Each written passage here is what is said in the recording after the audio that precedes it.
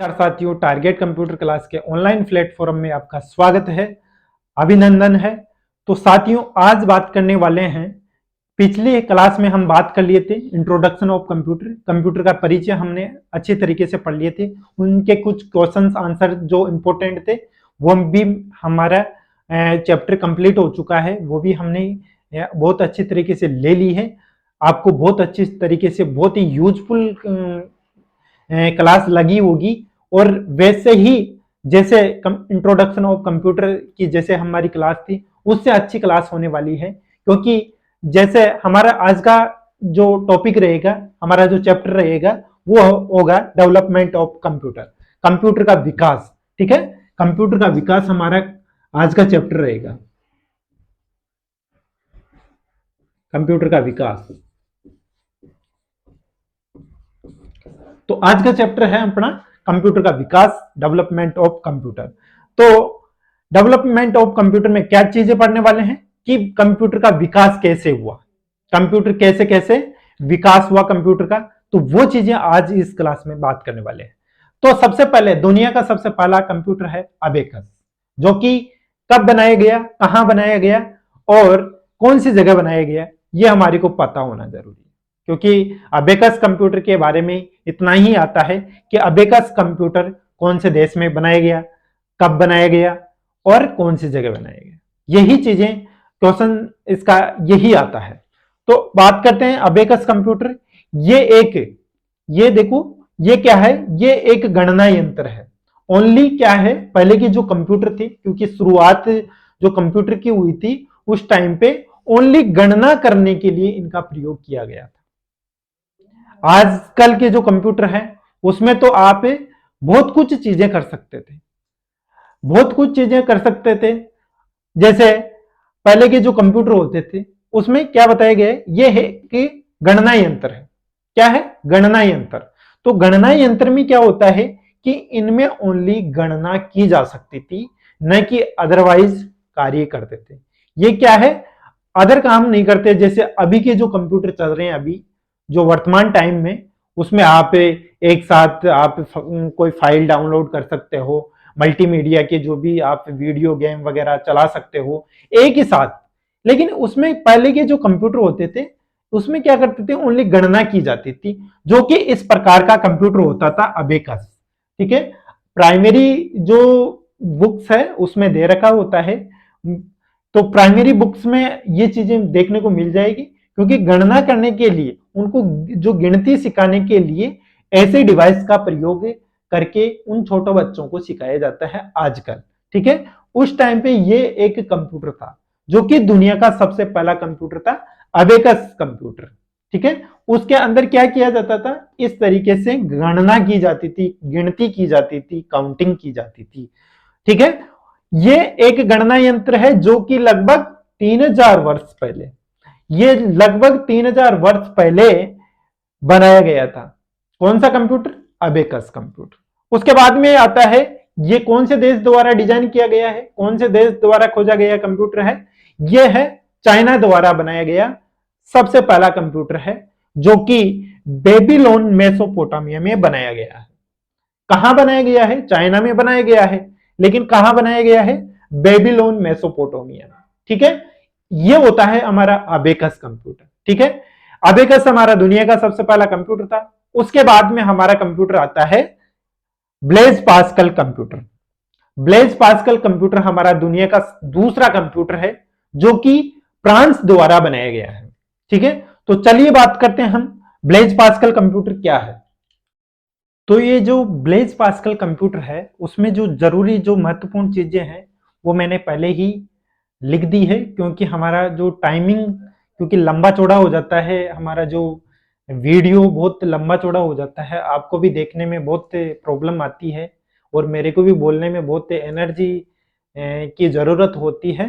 तो चलिए बात करते हैं हम, हमारा जो दुनिया का दूसरा कंप्यूटर था अबेकस के बाद में कौन सा कंप्यूटर आया, Blaise Pascal computer. Blaise Pascal computer जो कि कब आया, 1642 में। कब आया, 1642 में ये कंप्यूटर आया, ब्लेज पास्कल कंप्यूटर, जो कि ये एक गणना यंत्र है जो कि फ्रांस के वैज्ञानिकों द्वारा बनाया गया था। कहां के वैज्ञानिकों द्वारा बनाया गया, कौन सी जगह बनाया गया, फ्रांस के वैज्ञानिकों द्वारा बनाया गया। सबसे पहले अबेकस कंप्यूटर चाइना में बनाया गया, उसके बाद में चाइना वाले बनाने के बाद में धीरे धीरे सूचना पहुंची फ्रांस में, तो फ्रांस वाले सोचे कि हम कोई कम थोड़ी है, हम भी एक डिवाइस का प्रयोग करेंगे जिससे हम उनसे अच्छा काउंटिंग करने की प्रेरणा देंगे हम। ठीक है, तो दूसरा जो कंप्यूटर था वो ब्लेज पास्कल कंप्यूटर था, जो कि फ्रांस के वैज्ञानिकों द्वारा बनाया गया। वो क्या है, कब बनाया गया था, 1642 में। इसका सन जरूर याद रखें कि ब्लेज पास्कल कंप्यूटर कब बनाया गया, इनका सन क्या रहेगा, 1642। क्वेश्चन यही आता है ज्यादातर कि 1642 ब्लेज पास्कल कंप्यूटर कब बनाया गया था। तो इस चीज का जरूर ध्यान दें कि 1642 में बनाया गया है। ये एक ही गणना यंत्र है जो कि कहां के लोगों द्वारा बनाया गया, कहां के वैज्ञानिकों द्वारा बनाया गया, फ्रांस के वैज्ञानिकों द्वारा। फ्रांस के वैज्ञानिकों द्वारा हमारा जो ब्लेज पास्कल कंप्यूटर है वो बनाया गया। ठीक है, जो कि अभी हम उसको किस नाम से जानते हैं, पास्कलाइन। ठीक है, पास्कलाइन नाम उस कंप्यूटर का दिया गया। ठीक है, ब्लेज पास्कल में पास्कलाइन। ठीक है, पास्कलाइन उसका नाम दिया गया है, जो कि इस तरीके का होता था। ठीक है, आपको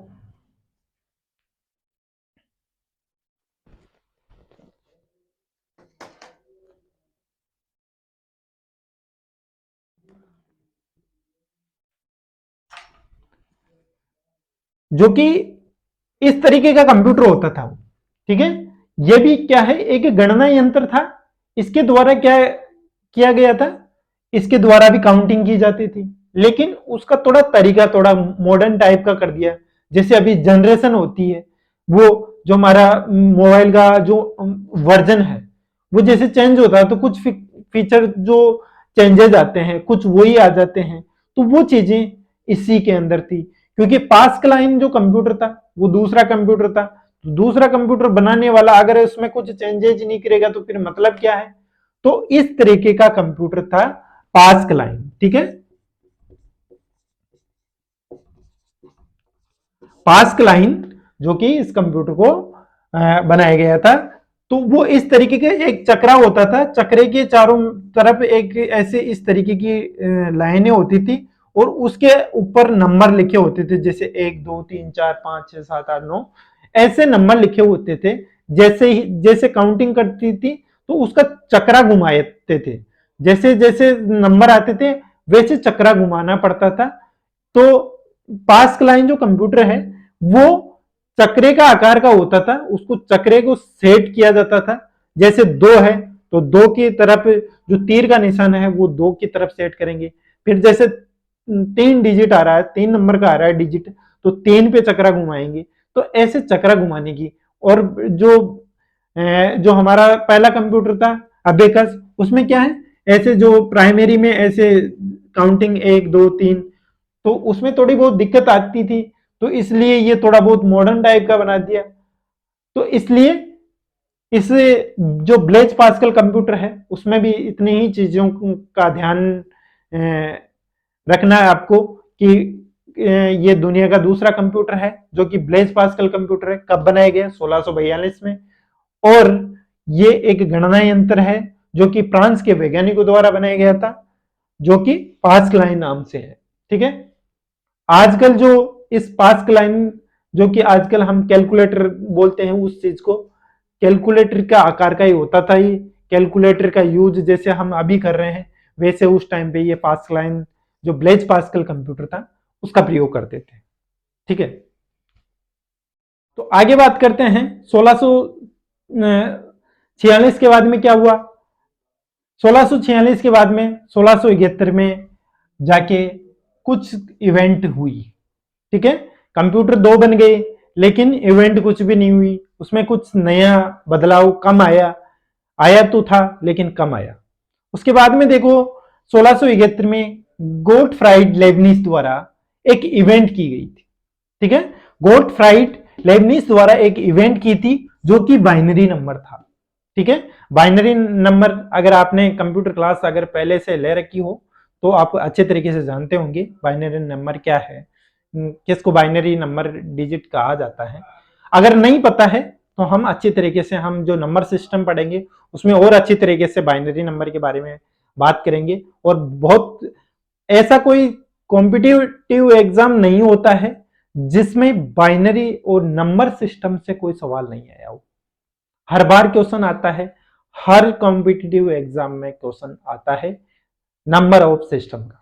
ठीक है, तो नंबर ऑफ सिस्टम भी हम काफी अच्छे तरीके से पढ़ेंगे। नंबर ऑफ सिस्टम 4 प्रकार के होते हैं, वो कौन कौन से होते हैं, क्या क्या किया जाता है, क्या क्या नहीं किया जाता है, वो सारी सब कुछ चीजें हम नंबर ऑफ सिस्टम की जब क्लास लेंगे उसमें जरूर बात करेंगे।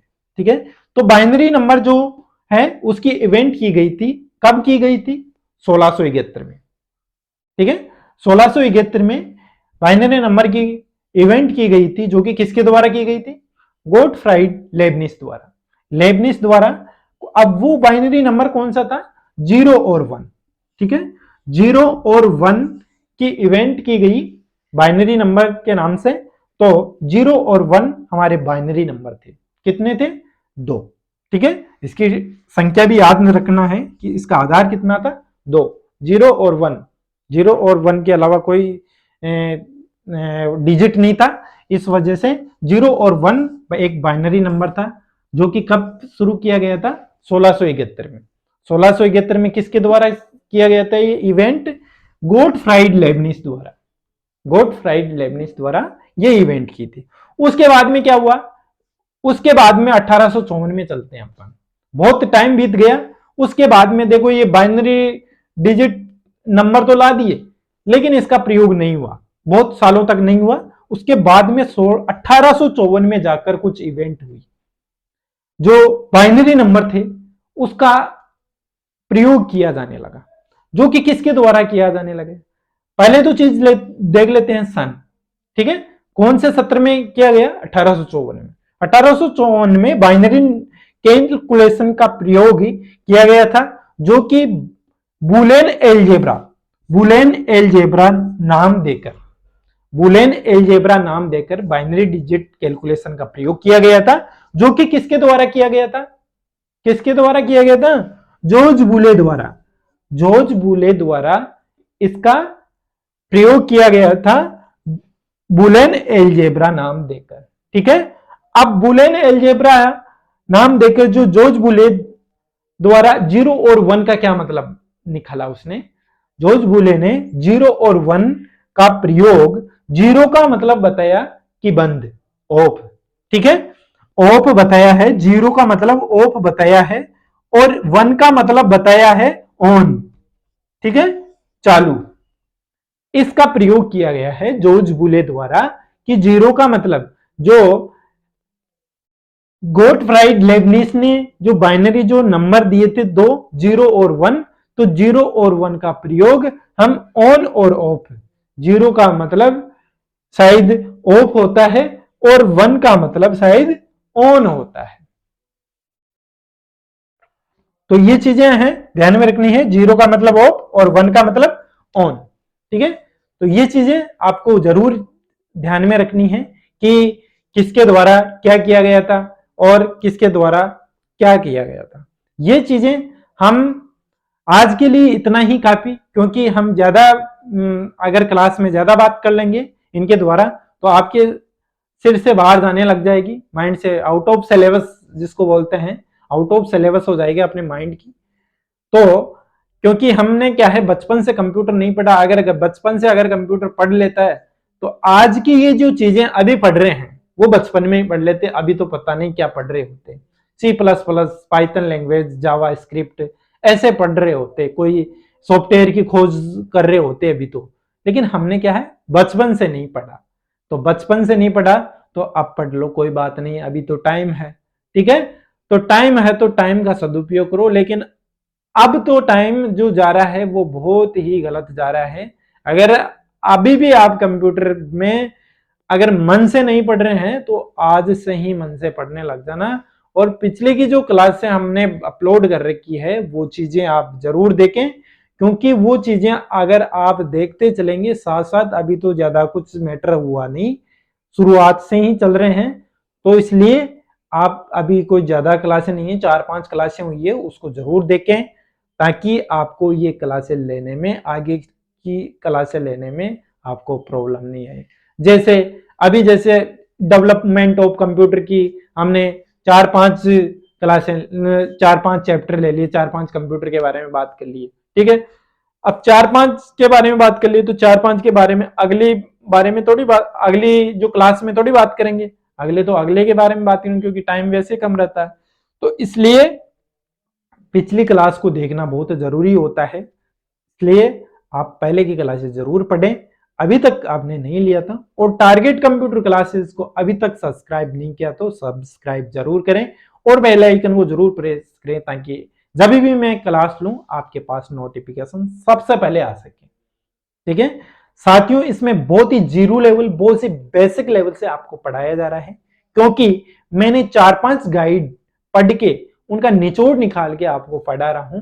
तो ये एक कम बात मत मान लेना, ये एक बेसिक कंप्यूटर मत मान लेना है, इसको माइंड से निकाल देना कि हमने जीरो लेवल से पढ़ा रहा हूं तो उसमें कुछ कंटेंट नहीं है। बहुत अच्छा कंटेंट है, विशेषकर ग्रामीण क्षेत्र के जो स्टूडेंट हैं, जो कि मेरा मोटो यही है, मेरा उद्देश्य यही है, मेरे ग्रामीण क्षेत्र के जो स्टूडेंट हैं वो कंप्यूटर सेक्टर में आगे बढ़े।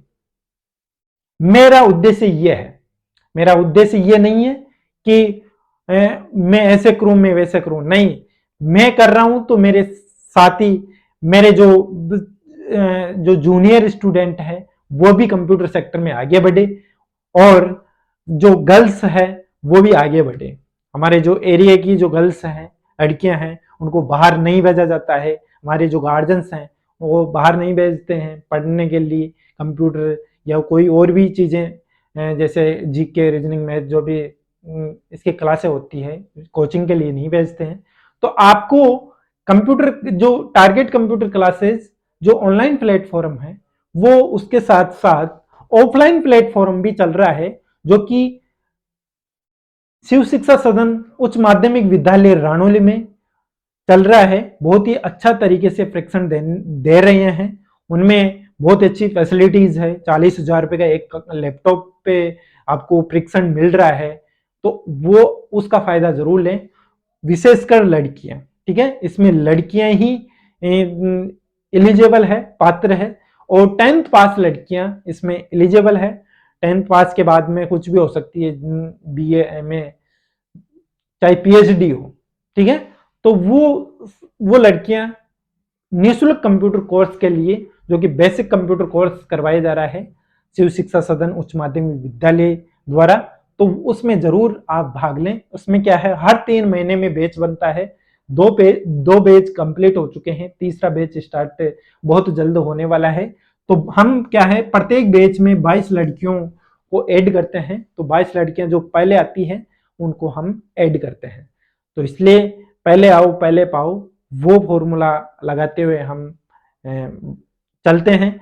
तो विशेषकर लड़कियों के लिए एक बहुत बड़ी सौगात है, आपके लिए बहुत बड़ी अपॉर्चुनिटी है। आप हमारे से संपर्क करें, आप शिव शिक्षा सदन उच्च माध्यमिक विद्यालय को विजिट करें और कंप्यूटर फ्रिक्शन केंद्र को देखें, और आप अपना फ्यूचर कंप्यूटर की ओर बढ़ाएं, क्योंकि कंप्यूटर एक बहुत बड़ी अपॉर्चुनिटी है सीखना और समझना। क्योंकि ये सेक्टर एक ऐसा सेक्टर है, गवर्नमेंट जॉब आती है बहुत अच्छी बात है, लेकिन प्राइवेट जॉब में भी बहुत बड़ी अहम भूमिका निभाता है कंप्यूटर सेक्टर। क्योंकि हमने इतना पढ़ लिया तो क्या ऐसे काम थोड़ी करेंगे, अगर कंप्यूटर का काम करेंगे तो हमारे को जो हमारे मिलने वाले हैं, जो अच्छा बोलेंगे कि हाँ इसने पढ़ा है, कोई बात नहीं, गवर्नमेंट जॉब नहीं लगी लेकिन अच्छा काम कर रहा है, अच्छा खासा पैसा कमा रहा है।